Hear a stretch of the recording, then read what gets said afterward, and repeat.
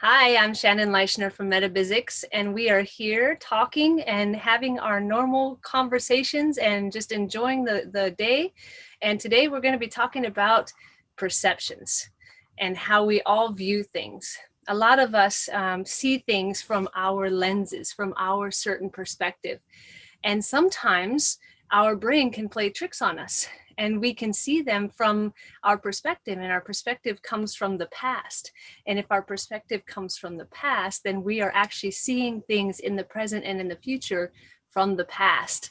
So I would be interested, ladies, to see what you have to say about that. Well, a lot of our perception also comes from our senses, what we can see, hear, feel, touch, and taste. And that our body tries to trick us into being safe, not into doing what's best for us. So it tricks us with our perceptions to be safe, which keeps us stuck in what we had in the past. So even though we want a different future, we're still stuck in all of the memories that our body creates to be stuck in the past. Yeah.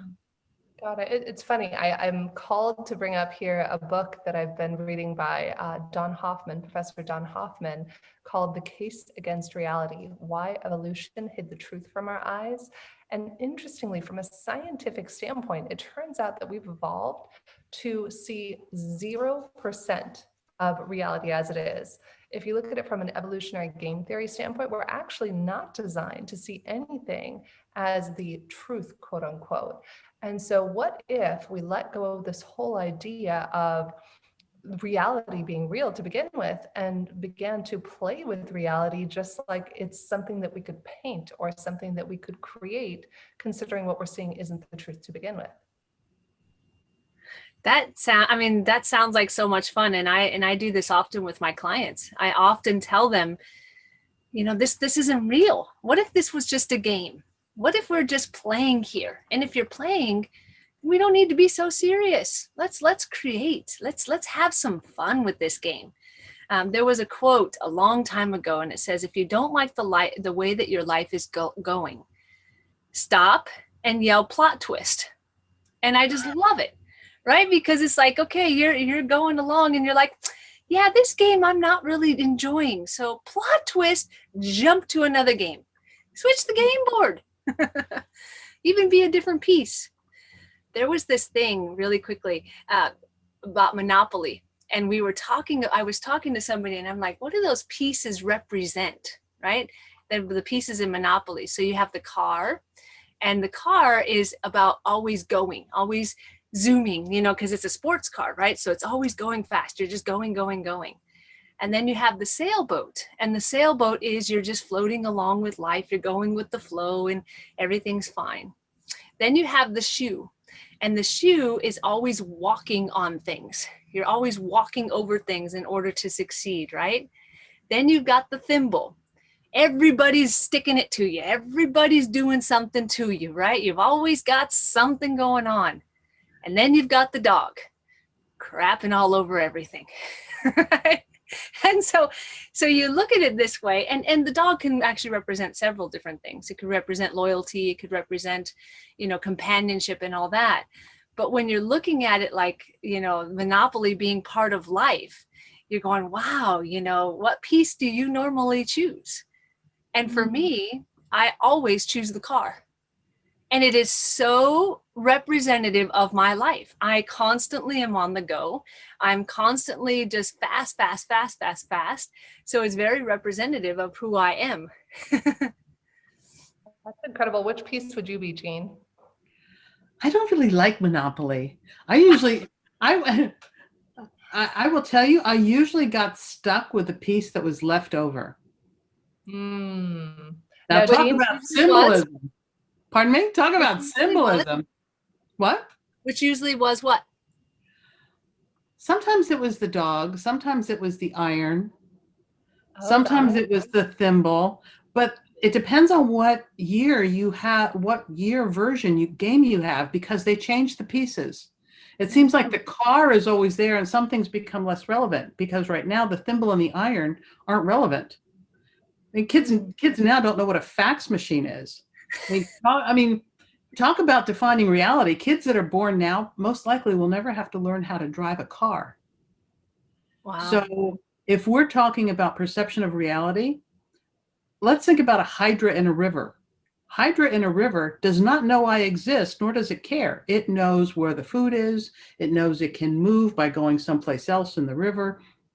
Its perception of reality is limited to what it needs to know to survive. And similarly, we do the same things. Our perception of reality is limited to what we need to do to survive, not necessarily to thrive. And so that's the key to perception. Is I keep thinking about that hydra and I keep looking around thinking, what is it that I'm not noticing? There's got to be something here I'm not noticing. There's got to be something bigger that I'm not seeing, just like the hydra sitting in the river. Plot twist. Change the game. What if writers? I'm going to take this a step further. What if you are the hydra and you are the river and every droplet of water in the river? Ooh. But am I the shiny city on the hill as well? You're not just the river and the hydra. Yeah, I was meditating on this the other day as I was sharing with you guys before we went live, is when I went into this meditation, I like to meditate and I like to tap into energies of different people and things and places. And this is embarrassing to admit, but I'm going to be frank, because why hide this? It would be inconsistent with who I am. I was meditating on Albert Einstein. I was doing an interview with Deepak Chopra a couple nights ago on the speed of light. And I was like, my gosh, even studying Stephen Hawking's book in depth and reading articles on the speed of light, I'm like, there's no way I'm going to be able to tap into the right questions to ask. So in my morning meditation, I got a message that said, ask Albert Einstein before about an hour or two before you go live, ask Albert Einstein for wisdom. So when I went into that deep meditative state and I was tapping in it, and he had just like, you can imagine whether or not you believe that you can actually tap into somebody's energy. If you've read enough quotes or if you've read any books or information about the person, you can kind of imagine. And Einstein was such a big proponent of imagination. And so I'm imagining Einstein, I'm asking him questions about the universe and physics and science. And he said, Jennifer, it's all connected. It's only in your human form that you're disconnected from the fact that we're all one. All there is oneness. And when you go back to that, you'll never lack for anything because everything is always there. But because we come into this human incarnation, choosing to be separate so that we can have that experience of coming back to the unity of who we are, that's when all of a sudden we have miracles, synchronicities, and wonder happen in our lives. That reminds me of the epiphany. That's just amazing what you're saying, because it's so true. We before we come here, we actually we want for nothing. We're completely connected. And then as we come here, we say, all right, it's almost, we think of God as daddy, right? All right, daddy, I got this. I can do this on my own. Right. And then we get here and we're like, oh, crap, I don't got this. Right. And so then we're going, oh, I'm empty. I've been left here all by myself. How many people I've talked to said they feel like they're alone in this world. Right. Oh, my God, I'm alone. I'm empty. I'm missing something. But we don't remember what we're missing because we said we got this. Right. And so our entire lives, we're searching to fill that void, to fill that emptiness, when it's just there. We just need to connect to that energy of who we are, recognizing that we are a spirit having a human experience, coming back to our original state of who we are. And if we can tap into that, the rest of this emptiness just seems kind of, not important, because there is no emptiness. We are connected. Totally. Jane? Shannon, I got a question on that. Yes. If everything is one and everything's connected, where's here? What does here represent? Is it a collective consciousness of what here is? Are there infinite numbers of here? Where is here in the realm of everything being one and everything being conscious? Is it a subset? I mean, some of us use Venn diagrams. Is it a subset? Can we find it on a piece of paper? I don't know. It's so funny that you asked that, because I've actually asked that, like, where are we exactly? If we're part of everything and everything is part of us, where are we? And what the response that I got is everywhere. So we have multi dimensions. So many things are happening at the same time.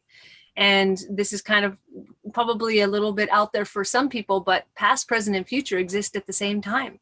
Our timelines here are linear, but spiritual timelines is actually circular. So you can actually access all parts of yourself. It's challenging to do because we are taught that we are only our physical bodies and there's nothing more.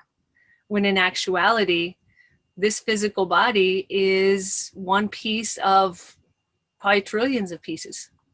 Well, but the interesting thing about our physical body is that we can control our breath, but if we pass out or sleep, we begin to breathe normally. We can't control our heartbeat. There's certain things that we cannot control. There's some force that's doing this for us. We can't look into every cell and say, okay, mitochondria, you're going to do this and then you're going to do that. There is no way that we can manage all of those processes. There's something else that's doing that for us. And it could just be chemicals, but it's hard to know.